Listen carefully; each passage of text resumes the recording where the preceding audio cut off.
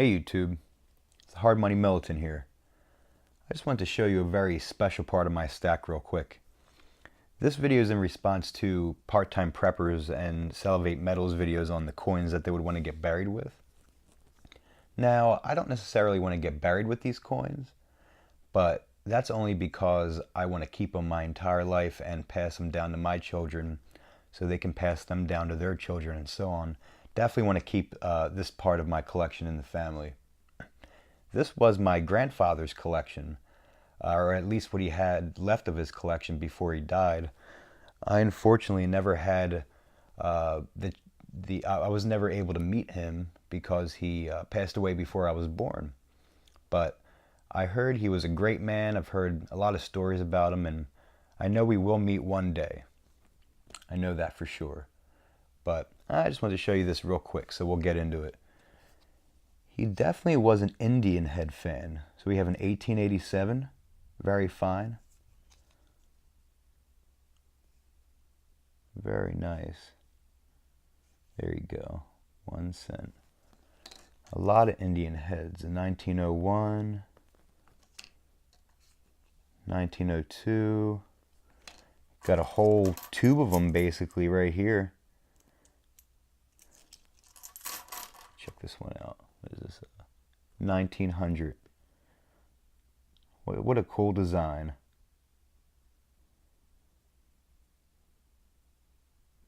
Yeah, I really like the Indian heads. Right here he has a 1938 P, which I believe that 1938 was the first year that the Jefferson nickels were minted. So this is a first year issue Jefferson nickel minted in Philadelphia, 1938. I think that's pretty cool. I have this, I guess it's like a knockoff replica coin of the 1770. It says 1776 Continental currency. So like a pretty cool replica. I guess this was a coin that was actually used or something like that. We are one. One of my favorites in his collection. Got a 1852 half dime, and this is a O. So I believe this was minted in New Orleans, if I'm correct. Really good shape. Can really make out the details on this one. And we have another Seat at Liberty half dime, 1854. Really like those half dimes.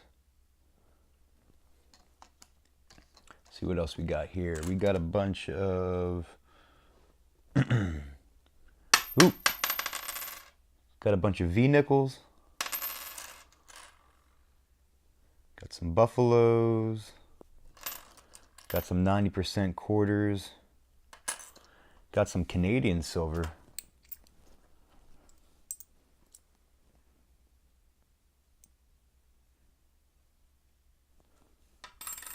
Very nice.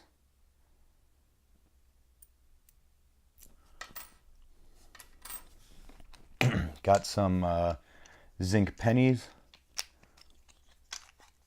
Almost a whole two of those. Very cool.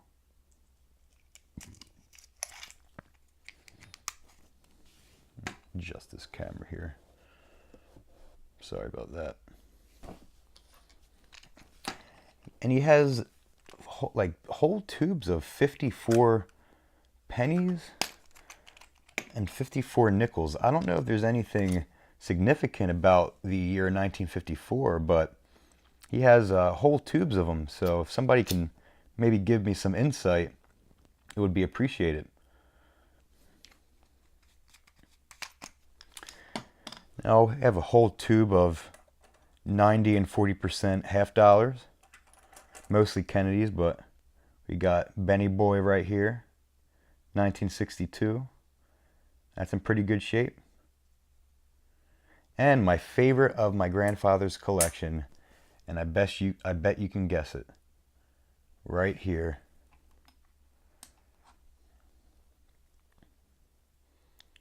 Right here, 1944 Walking Liberty $50.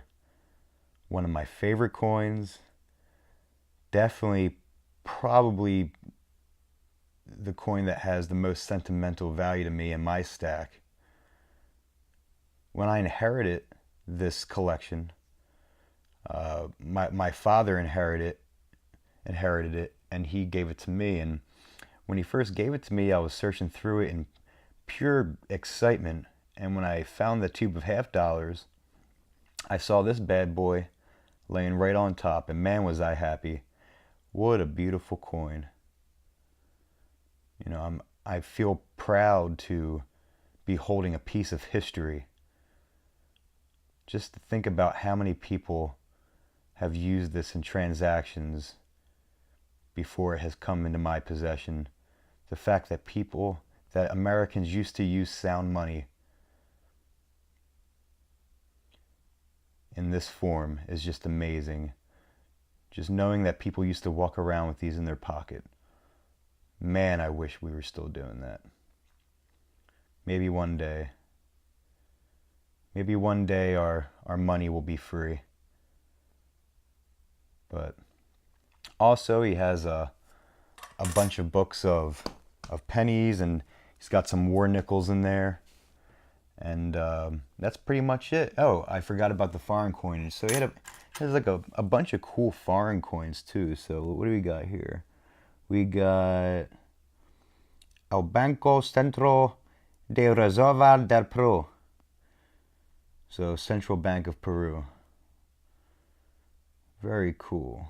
Very cool. Bunch of foreign coinage. And let's see. I will show you this cool one real quick. This is the coolest foreign coin that he has right here. CCCP. Soviet Union. Look at that hammer and sickle. 10 Kohik, 1970. My grandfather was in the army, so he has a lot of coins from his travels. Coins from all over the world. Got a whole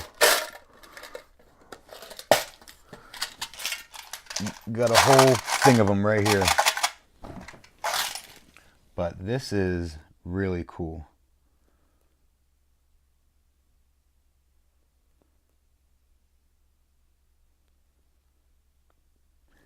And before I go, I want to show you a very important firearm of mine. Oops. This was my first gun. I'm running Hornady Critical Defenses in there. But Springfield 1911 Range Officer. What a beautiful firearm that is.